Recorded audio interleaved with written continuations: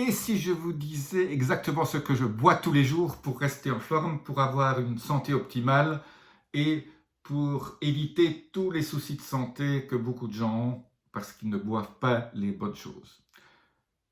Je suis Jean-Marie Buterlin, je suis expert en nutrition, rajeunissement et longévité et j'aide ma communauté à ajouter de la vie à leurs années et des années à leur vie.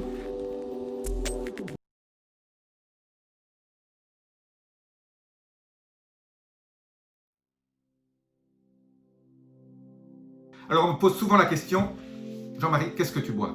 Tous les jours, là, qu'est-ce que tu bois? En fait, je bois 4 choses. Absolument. Et ces 4 choses se complètent. C'est 4 choses que j'adore. D'abord, je bois de l'eau.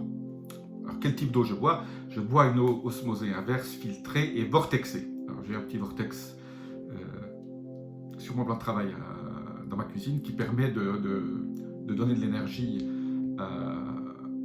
à cette eau. Donc ça, c'est la première chose. Je bois de l'eau.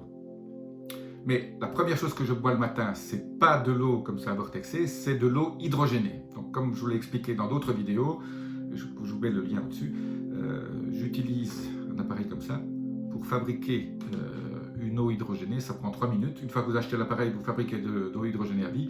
J'ai déjà expliqué dans ces vidéos sur lesquelles je donne le lien au-dessus, exactement tout ce que ça fait. Ça fait beaucoup de bonnes choses, dont ça équilibre votre stress, ça optimise votre stress oxydatif, ça vous aide à maigrir, ça vous aide à être en pleine forme, ça vous aide à produire du coenzyme Q10 pour votre cœur, etc. Voilà. Donc, la deuxième chose que je bois, c'est de l'eau hydrogénée. Alors, combien j'en bois? J'en bois à peu près un demi-verre, 3, 4, 5 fois par jour. Petit verre comme ça, 30, 40 ml max. Voilà, donc en gros 300 ml par jour, un tiers de litre par jour, mais en petite quantité tout au long de la journée, parce que boire en une seule fois, ça n'ajoute rien à cette eau hydrogénée. La troisième chose que je bois, c'est du café. Alors, on ne prend pas n'importe quel type de café. Le café, c'est un peu comme Dr Jekyll et Mr Hyde. Il y a une partie qui est bonne, une partie qui est mauvaise. Le café est torréfié, crée ce qu'on appelle des corps de Maillard, c'est comme les produits de barbecue. Ça, c'est la mauvaise partie du café. Mais le café contient des polyphénols qui sont extrêmement bons pour la santé. Et en plus, la caféine, qui est aussi en quantité modérée et bonne pour la santé. Alors, pour éviter les mauvaises parties du café, j'utilise une machine à expresso qui moule le café. Donc, pas un truc dans les capsules, ça c'est très mauvais. C'est mauvais à cause de l'aluminium qu'il y a sur cette capsule. Donc, moi, j'ai acheté une machine, ça vaut 450 €. Ça fait 15 ans que je l'ai et elle marche toujours très bien. Je ne vous dirai pas la marque, mais c'est une marque qui ressemble à une marque italienne. Et ça moule le café et ça fait un expresso instantané. Vous le buvez sans sucre, sans lait, sans rien, juste avec la mousse qu'il y a au-dessus. C'est extraordinaire. Alors combien j'en prends? J'en prends un peu plus que la normale. Je ne conseille pas d'en boire autant que j'en bois. Moi, j'en prends 5 par jour. 3 au petit déjeuner et 2 après le déjeuner. Moi, je conseille 3, 4.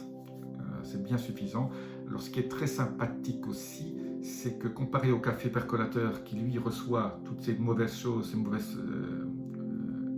ces corps de Maillard qui viennent de la torréfaction et donc qui créent des problèmes au niveau de votre système hépatique et aussi qui créent un stress oxydatif élevé. Ce qui est très sympathique, c'est contrairement à ce qu'on croit, c'est que l'expresso contient moins de caféine que le percolateur. Donc en gros, une petite tasse à expresso contient 50 mg de caféine. Et donc en prenant 3-4 tasses, vous aurez vos 150 mg de caféine qui est absolument parfait pour avoir... La caféine est bon pour un certain nombre de choses, dont le rythme cardiaque, etc. Mais aussi les polyphénols qui sont extrêmement bons pour la santé. Voilà, ça c'est la troisième chose que je bois.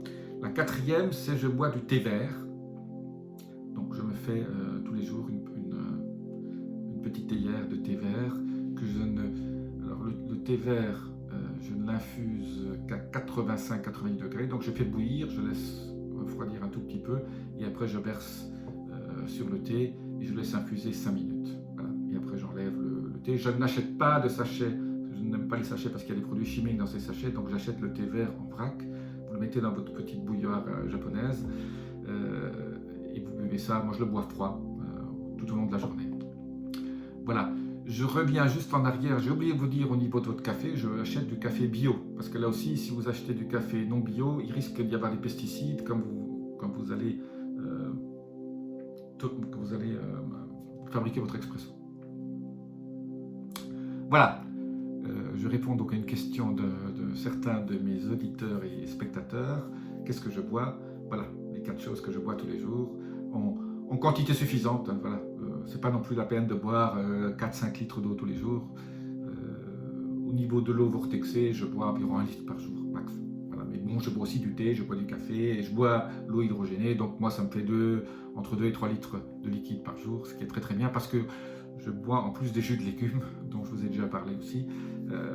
Donc là aussi, c'est encore 250 ml de jus de légumes. Voilà, c'est parfaitement suffisant. Il faut s'hydrater, il faut surtout s'hydrater après que votre sauna infrarouge ou que vous ayez fait votre sport. Ça, c'est très important pour vous redonner une hydratation parfaite. Voilà, je vous dis à très bientôt. Laissez-moi vos commentaires, abonnez-vous, appuyez sur la petite clochette si vous voulez être notifié quand je fais de nouvelles vidéos. Je vous dis à très bientôt. Namasté.